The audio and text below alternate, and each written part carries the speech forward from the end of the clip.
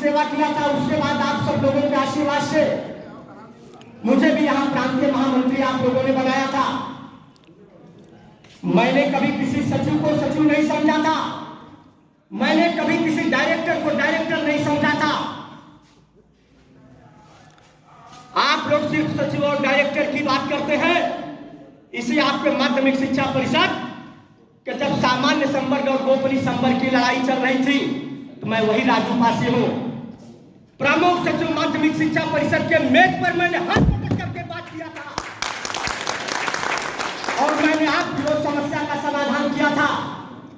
आपका यही परिषद कार्यालय है, सचिव के चैम्बर को मैंने चैनल बंद करके एक साथी का मैंने बहाल कराया था।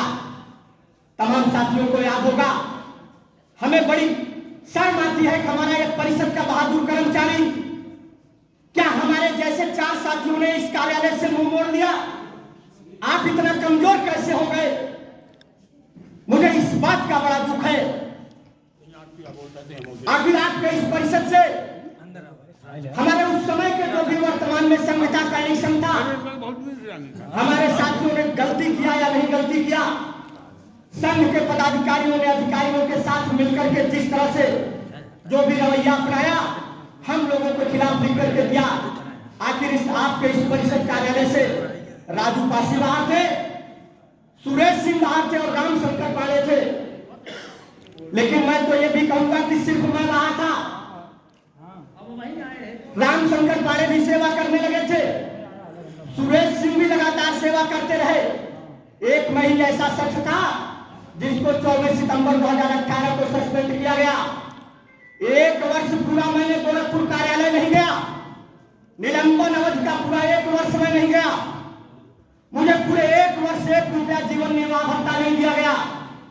लेकिन मैंने कभी किसी के सामने जाकर के किसी अधिकारी को मैंने नमस्ते करने का काम नहीं किया। उसके बाद इन्होंने मुझे बहाल किया, बहाल करके इन्होंने फिर मुझे गोरखपुर भेजा। मैंने फिर 1 साल गोरखपुर में ज्वाइन किया। बाद में मुझे लोगों ने समझाया कि आखिर इस तरह से कैसे चलेगा, आप ज्वाइन करके छुट्टी पर चले जाइए। तब साथियों मैं 1 साल के बाद मैंने ज्वाइन किया, लेकिन उसके बाद आज तक मैंने कभी गोरखपुर में 1 रात नहीं बिताई है। साथियों, अगर कभी कार्यालय गोरखपुर मुझे जांच के सिलसिले में जाना हुआ होगा या किसी और कारण से मुझे जाना पड़ा होगा तो मैं सुबह इलाहाबाद से चलता था और दोपहर 1 बजे गोरखपुर में दस्तखत करके शाम को 6 बजे मैं फिर इलाहाबाद में दस्तक देता था। साथियों, इतना ही नहीं, इस 3 साल के कठिन समय ने मुझे बहुत मजबूत किया। आप लोगों को ये मेरी कहानी और ये घटना सुनकर के लग रहा होगा आप लोग कमजोर हो रहे होंगे, लेकिन इस 3 साल ने मुझे इतना मजबूत किया और इतना मजबूत किया कि अभी मैंने पिछले महीने 10 तारीख को राजकीय सेवा से मैंने त्याग पत्र भी दे दिया है। साथियों, हमारे कुछ साथियों को नहीं पता होगा, मैंने त्याग पत्र भी दे दिया। इस 3 सालों ने मुझे जितना कठिन समय था, इस कठिन समय में मैंने अपने आप को एक नए सांचे में ढालने का काम किया। मैंने अपने आप को एक नई जगह, नए विकल्प के तौर में स्थापित करने का काम किया हूं। अगर मौका मिलेगा तो उदाहरण भी पेश करेंगे। तो साथियों, इन साथियों ने जो भी, मैं सीधे टॉपिक पे आता हूं, मैं भटक गया, अपनी तरफ चला गया। इन साथियों ने आपको सहयोग किया, आपको सहारा दिया, इसके लिए आप भी ऋणी हैं, मैं भी ऋणी हूं। लेकिन साथियों, सहयोग आखिर कब तक? अब इन्होंने आपको सहयोग दे दिया, आपका संघ बन गया।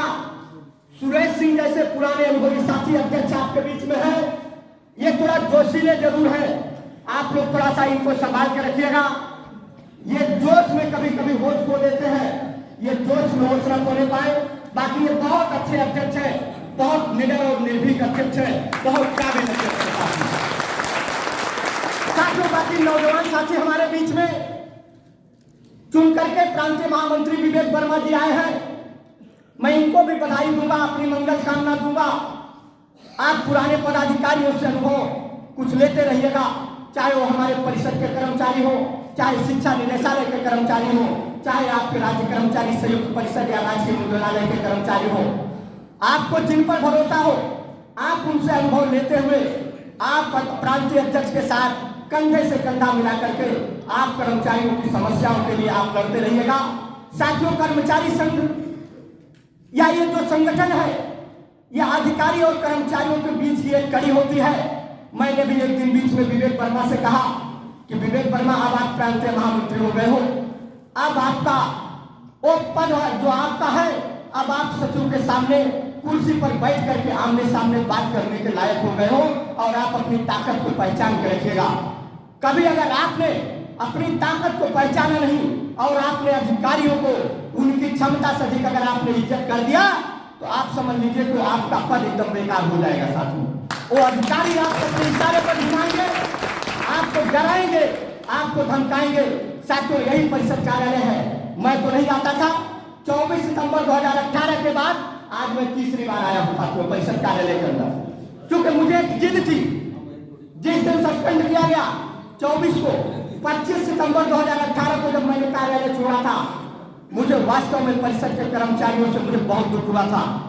हमने कहा हम आपकी लड़ाई लड़ते हैं, अपनी अकेले लड़ाई लड़ने के लिए हम बहुत सक्षम हैं, हम आपकी लड़ाई लड़ते हैं। अगर आपकी लड़ाई लड़ते लड़ते मेरा माथा फूट गया है और अगर आप मेरे साथ खड़े नहीं हैं तो इसमें सबसे बड़ा दोष आपका है। साथियों, वो चाहे उस समय के अध्यक्ष ने कुछ भी लिख के दिया हो या महामंत्री ने कुछ भी लिख के दिया हो, लेकिन अध्यक्ष और महामंत्री के साथ साथ हमारे इस परिषद के कर्मचारियों का भी दोष है। आपको पता नहीं कैसे कितना डराया गया, कितना धमकाया गया।